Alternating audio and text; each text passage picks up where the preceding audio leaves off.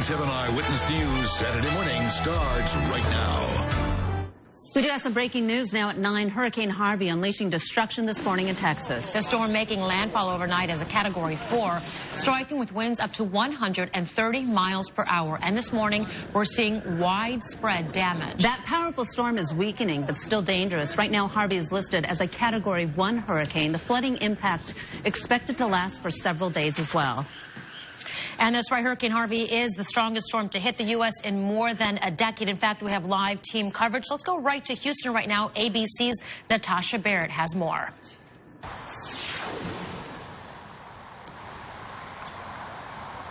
Good morning. There's a steady rain here in Houston right now, but that doesn't mean it's over with yet. Hurricane Harvey not done with what it could do to the city and the state of Texas. We have seen it all this morning. We have seen thunder, rain, strong winds, and tornadoes.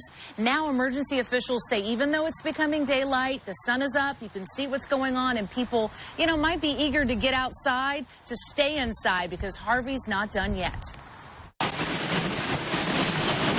Hurricane Harvey roaring onto the Gulf Coast. The best way I can describe it is a tin can being kicked down the road.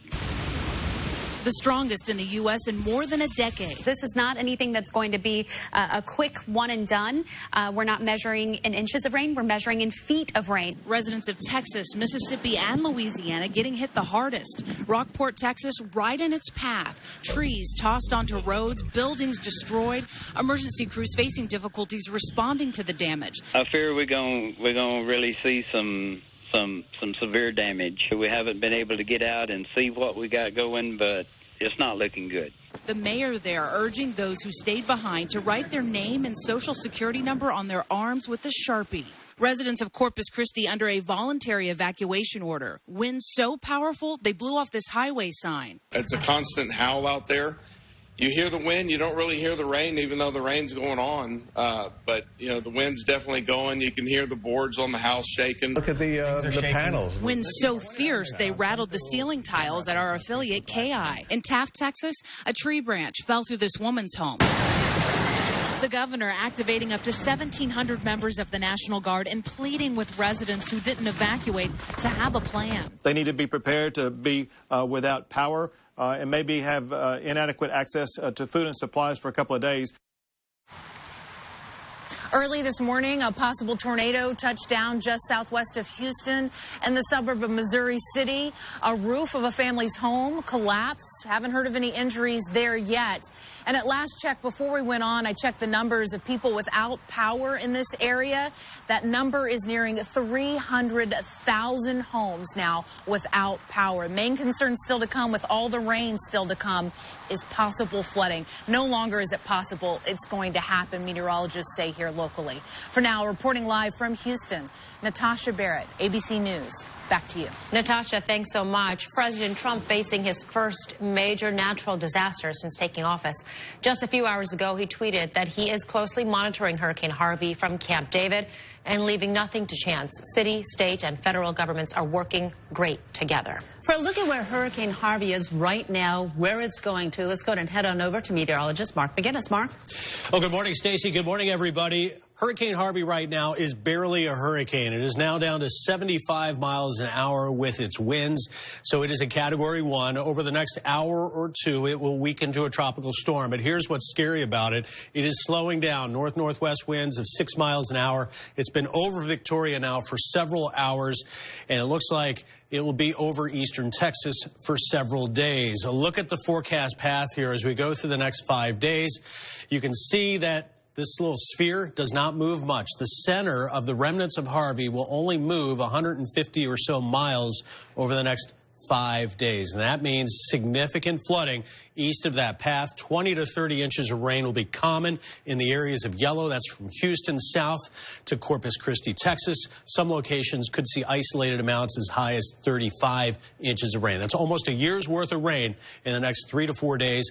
And, of course, with that Catastrophic flooding is likely between now and Tuesday, Wednesday of next week. We'll take a look at the local AccuWeather forecast right here in Chicago coming up. All right, the amount of rain just astronomical there. Thank you, Mark. Of course, Hurricane Harvey isn't just impacting the Gulf Coast, too. This morning, delays and cancellations across the country. Laura Podesta is live at O'Hare Airport with more at this hour. Laura?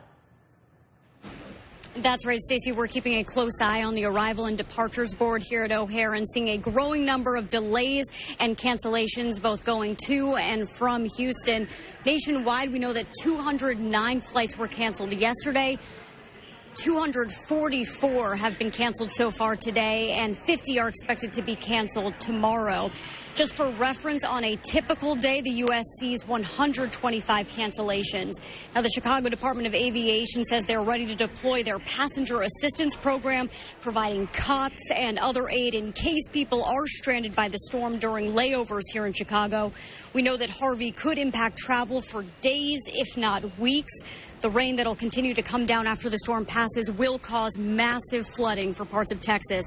Chicagoans flying back from Houston described their panic as the hurricane approached. So looking at the Doppler radar, I've never looked at a Doppler radar so often and so frequently in my life.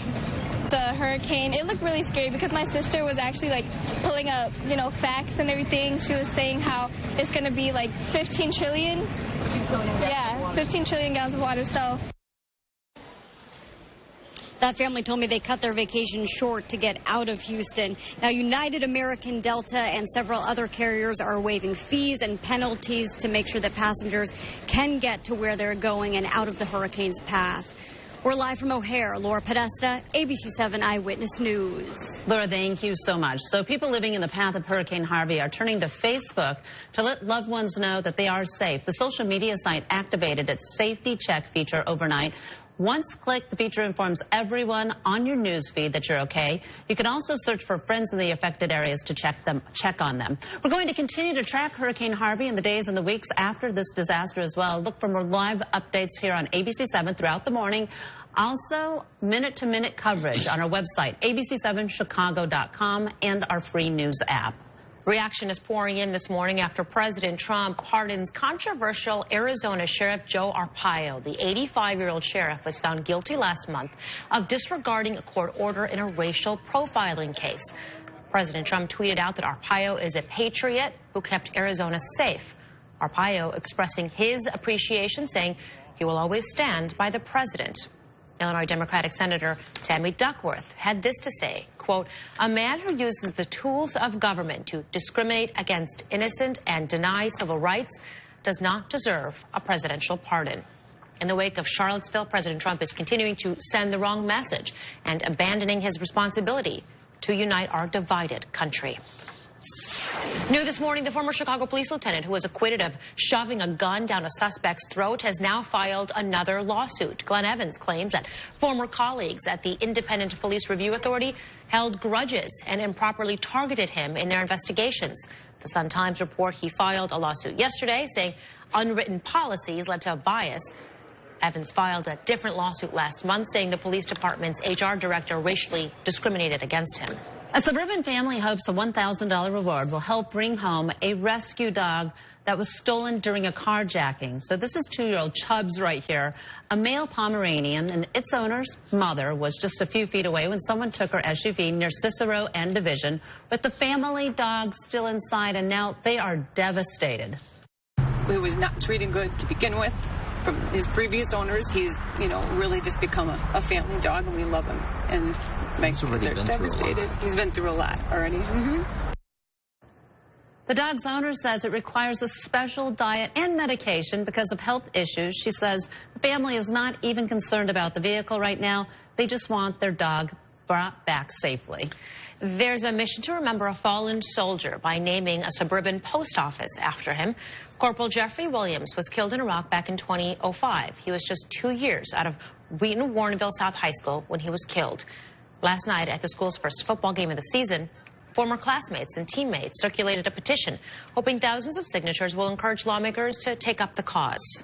Jeff never had a bad day, and he was always happy and made everyone around him a better person. Well, I just hope everybody goes out and sign the petition. We all know it's a great cause, and again, I said thank you and God bless everyone. The idea of renaming Warrenville's post office for Williams dates back to 2007, but never got enough support for the required approval from Congress. This new petition represents a second, more well-organized push to make that happen. Up next for us, North Korea test fires more missiles, the latest on the launch coming up. And a tiger cub looking for a permanent home after someone tried to smuggle it into the country. How the cub is doing right now, next.